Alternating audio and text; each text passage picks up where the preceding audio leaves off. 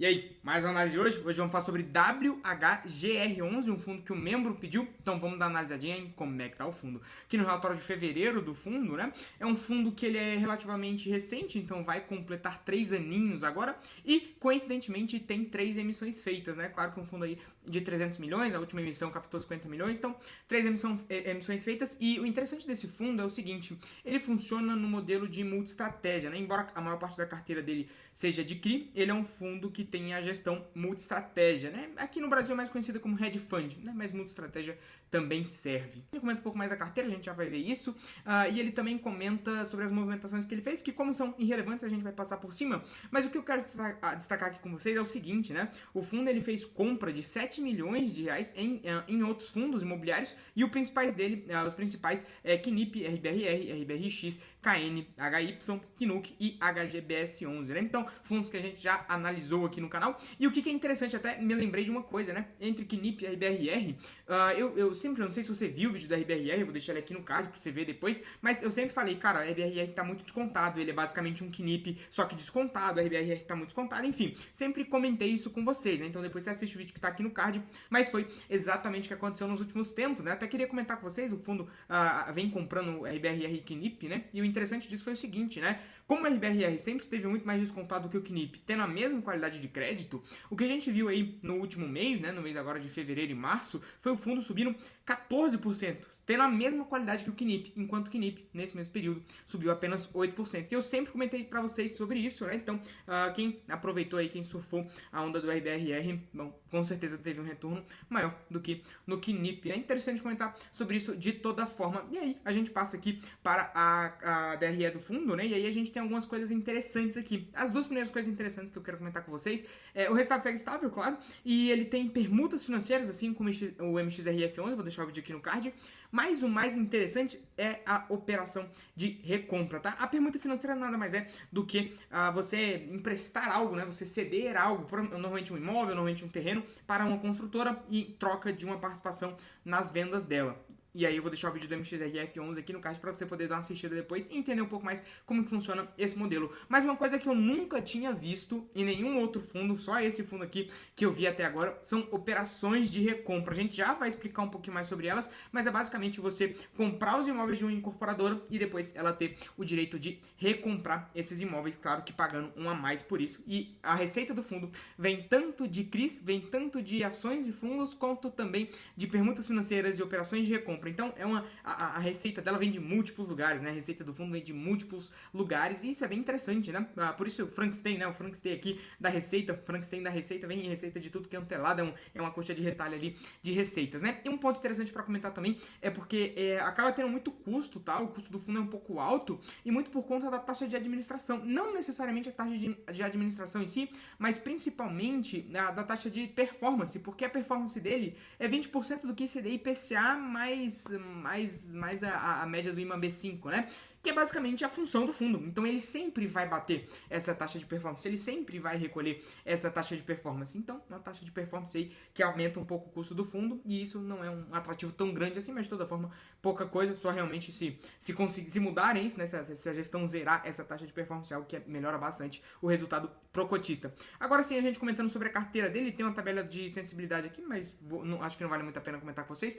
Indo para a carteira dele, a gente tem uma carteira que as maiores posições são o Centro Logístico Rio Claro, e o Perdizes, né, incorporadora IU na construção ali do Perdizes, e a Brookfield Sub, né, e aí a gente tem todas essas exposições que concentram mais ou menos 7%, no Centro Logístico a gente tem IPCA mais 9,6 na MTM, né, a MTM é a taxa de marcação a mercado, então na marcação a mercado ele rende IPCA mais 9,5, e isso é bem interessante pelo seguinte motivo, né, é high grade é uma boa qualidade de crédito, e ele tem um prazo bem longo, com uma LTV bem tranquila. A LTV é o valor que você tem em garantia sobre o valor que você emprestou. Então, quanto menor a LTV, mais garantia você tem para o valor emprestado. Já no CRI da IU, a gente está falando de algo mais medium risk, né? Um risco médio, não é de tão boa qualidade, mas também também não é de tão alto risco.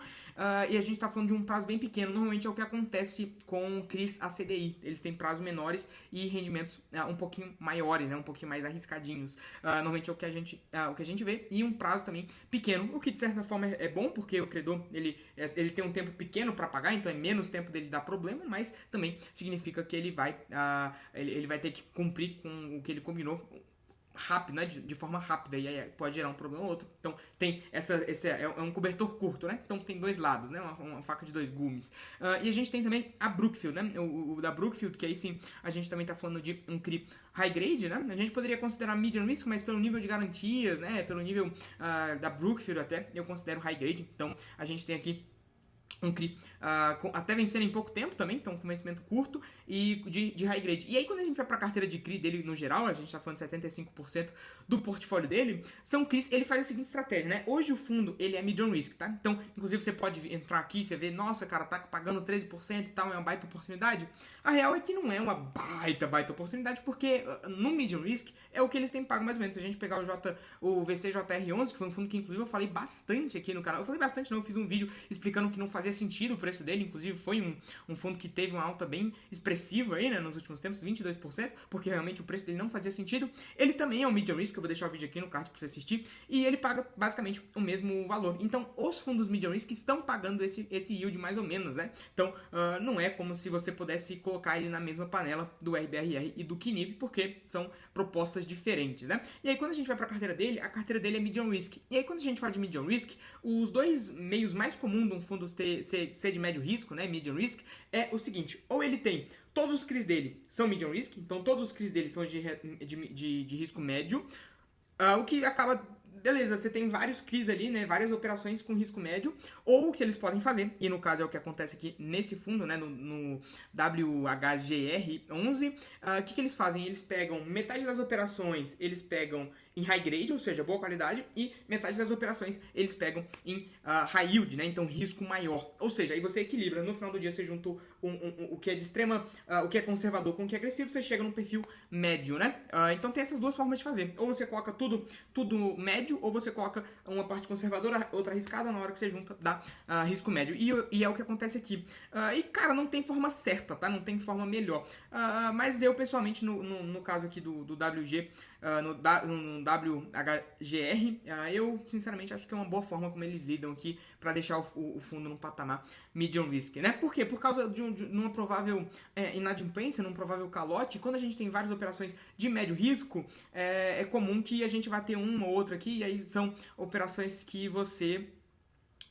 o contraponto delas são outras operações de risco médio, então não é um contraponto tão forte. Agora, caso a gente tenha uma dificuldade, uma inadimplência em algum CRI high yield aqui, que já não é esperado exatamente, mas já se bota uma expectativa em relação a isso, você tem um contraponto que são os CRIs high grade, né? Então, de toda forma, interessante comentar sobre isso. Quando a gente vai para FIIs, a gente está falando de 15%, a maior parte, né, a maior exposição sendo o fundo da Mauá, não sei porquê, também não é um fundo muito atrativo. E quando a gente vai para os segmentos ali mais de permutas, né, segmentos um pouco mais que entra realmente nessa questão do multi-estratégia, a gente tem uma permuta da Pinheiros, o mod Pinheiros aqui, sendo uma permuta relevante com 3%, e a retrovenda ali do Itaú, a gente já comenta um pouco mais sobre elas, representando 2%. E aí a gente tem 3% em caixa, né? Quando a gente já comentou sobre essas operações, mas quando a gente vai para a carteira de crise, a gente está falando que 70% dela é IPCA mais 10, então é justamente o que a gente comentou de risco médio, e 25% a CDI mais 4, o que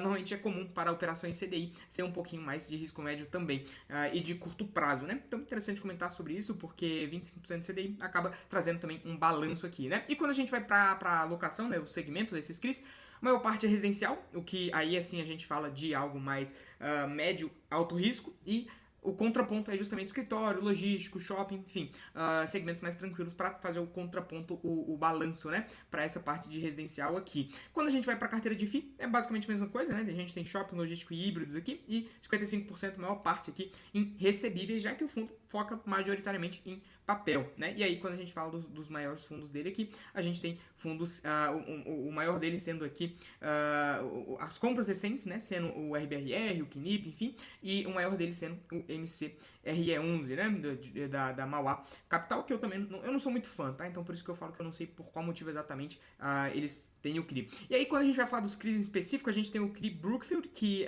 é uma operação com menor prazo, né, e com a taxa bem tranquilinha, com boas garantias, interessante comentar sobre isso. Quando a gente vai pro CRI do Centro Logístico, é uma operação que ela também é bem tranquilinha na questão de risco e de pagamento, e tem, ao contrário do Brookfield, tem um prazo longo, né? As garantias também tranquilas. E aí a gente tem o último CRI que eu queria comentar com vocês, que é, a gente tem várias operações aqui, né? A carteira de CRI deles é bem interessante, porque a gente tem várias operações que tem em outros fundos, né? Por exemplo, aqui a gente tem o CRI de loteamento, que se eu não me engano tem no Life 11, a Arena MRV tem no CLI 11 e no MXRF, o da Açaí tem no XPCI 11, o CRI da Brookfield com certeza tem em outro fundo, eu não vou lembrar de cabeça agora. A gente tem também o CRI do Emergent Code, que tem vários e vários fundos. A gente tem no BTHF, por exemplo, BTCI. A gente tem também o CRI do Gazit Malls, que tem no...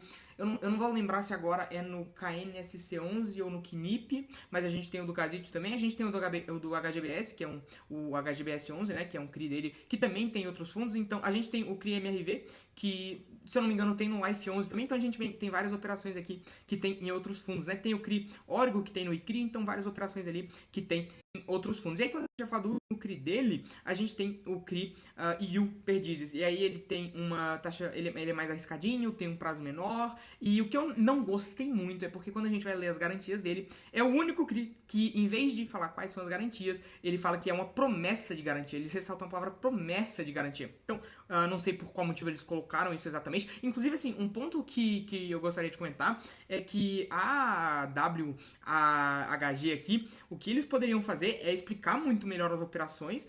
Então, desde comentando, cara, para onde foi destinado o dinheiro, quem que exatamente é o devedor, um pouco mais sobre isso, né? E eles não comentam. Inclusive, quando a gente for falar das permutas e da retrovenda aqui, da operação de recompra, a gente também vai comentar sobre isso, porque faltam algumas informações, você não sabe exatamente. E assim, a gestora é pequena, né? O fundo também é pequeno, 300 milhões de patrimônio, e com certeza, se você trouxer mais informação para o cotista, você facilita muito o entendimento do que está acontecendo realmente, do que você está investindo o seu dinheiro de fato, né? Então, esse ponto aqui da promessa me pega, porque o que exatamente eles querem dizer quando você coloca promessa de garantia, né? E o ponto de faltar, principalmente a informação que mais gosto de analisar nos CRIs é para onde que está sendo destinado esse dinheiro. Então, é um ponto bem importante para mim. Quando a gente fala da operação de retrovenda, como eu comentei com vocês, é o único lugar que eu já vi isso nos fundos imobiliários. Eles comentam aqui que é justamente uma operação de retrovenda de 29 unidades, e aí elas têm a incorporadora tem uma opção de recompra com um prêmio mensal de CDI+. O que isso significa, né? Então, um monte de palavra que às vezes você não conseguiu entender o que significa. Juntando o quebra-cabeça funciona da seguinte forma. Não é novidade para ninguém que construir um prédio, fazer uma incorporação de um prédio é muito custoso. E as incorporadoras, que são quem fazem essas construções, elas precisam de muito dinheiro. E normalmente esse dinheiro ele pode ser captado, normalmente é feito através de dívidas, né? Só que uma outra forma de você se endividar e a custo baixo é você vender as suas unidades desse imóvel com a opção de recompra, ou seja, você vende, você capta dinheiro porque você vendeu o seu imóvel, só que você depois recompra ele para vender de novo, e dessa vez não para um fundo, mas para uma pessoa física, né? Então é uma forma deles captarem dinheiro a um custo baixo, porque aqui presta atenção, ele vende um imóvel para o fundo compra esse imóvel, dá o dinheiro para a incorporadora agora tem dinheiro para continuar a construção. E aí depois a incorporadora ela pode pegar o dinheiro de outras vendas que ela fez para recomprar esse imóvel e aí a correção desse imóvel vai ser feita a CDI+. O que, na minha opinião, é um modelo diferente, né? Mas eu não acho tão interessante, porque você está emprestando dinheiro a CDI+, o que não é. Assim, se a incorporadora der tudo certo, maravilha, ela vai recomprar o imóvel e ela vai recomprar a CDI+. O que não é muito bom, porque como a gente viu, por exemplo, no CRI-U, que é a IU incorporadora, né? Incorporadora de renome, o que eu realmente só não gostei foi essa palavra promessa aqui, eles emprestam a CDI mais 4%. Aqui eles estão emprestando somente a CDI, ou seja, você está perdendo 4%. Então, isso se acontecer tudo bem. E se for tudo mal, a incorporadora não vai continuar a construir o prédio. Ele vai continuar largado lá. E o que isso significa? Significa que esse prédio aí não vai ter ninguém querendo vender, não vai ter ninguém para comprar ele, ou seja, você não vai conseguir vender, você não vai conseguir vender ele, e vai ficar esse prédio ali, vai ficar esse apartamento ali. Então, eu não gosto muito dessa operação, para ser bem sincero, porque se der tudo bom, beleza, você perdeu 4%, né? Porque você deixou de ganhar 4%. Se der tudo ruim, você simplesmente se deu mal, né? A sua garantia são os imóveis, tudo bem que você... beleza, a sua garantia é os imóveis, você já tem os imóveis. Só que, e se esses imóveis não tiverem ninguém interessado, né? E aí não tem ninguém para comprar eles, você não vai... dificilmente a gestora vai parar o tempo dela para vender esses imóveis e aí acaba que ele fica lá no portfólio. Então, é uma operação que eu pessoalmente não gosto muito. Quando a gente vai para as permutas financeiras, a gente tem aqui permutas que mal começaram as obras, né? Então, permutas que estão bem no iniciozinho.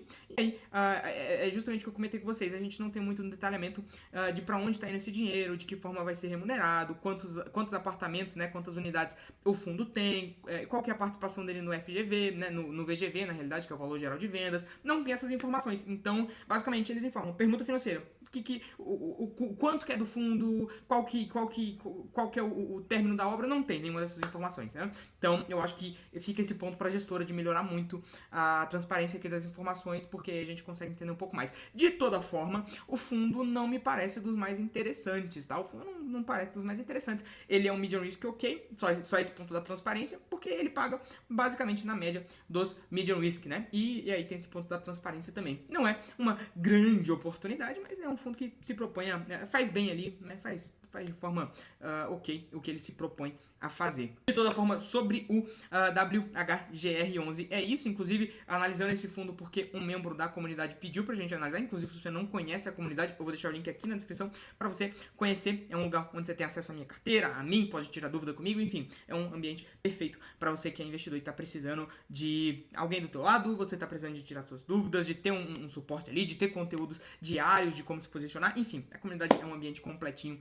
para você. É um valor ridículo um valor ridículo de baixo, né? O valor de um pão de queijo com café. Então eu te convido a conhecer a comunidade. Vou deixar o link aqui na descrição. Fechou? É isso? É nóis e